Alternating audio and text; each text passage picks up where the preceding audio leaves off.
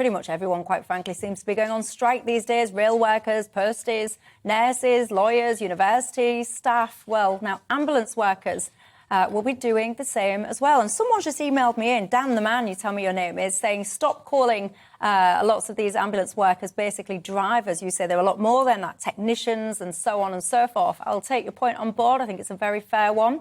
Anyway, the point is that many of them now in England and Wales have voted to walk out in the pay dispute. In fact, actually, I'll start with you on this, Charlotte.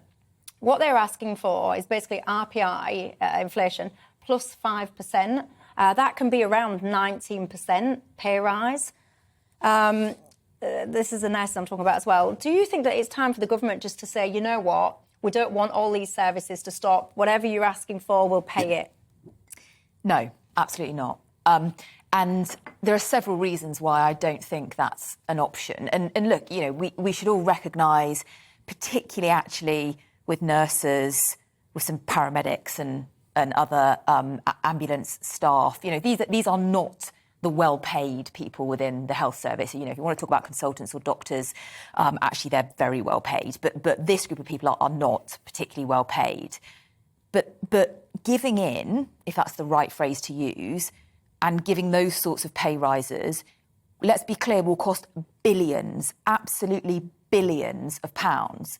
And where does that money come from? Well, it comes from taxpayers, because we can't borrow more. We're already this year going to spend £120 billion on servicing debt. But we seem to find billions for everything, whether it's the Ukraine war, whether it's this, that or the other crisis here, there, crisis there. So why we seem to find billions for things, so why not billions for this? So I think, again, there are several things to say. Part of why you want to have sound public finances is so that when you have a crisis, for example, the pandemic, you can afford to spend more. You know, had we not had that period of what technically people call fiscal consolidation, what is more popularly known as austerity, actually we wouldn't have had the public finances that allowed us to spend 400 billion. Now, you can argue whether or not we should have spent 400 billion during the pandemic, but because we had more stable public finances, we could do that.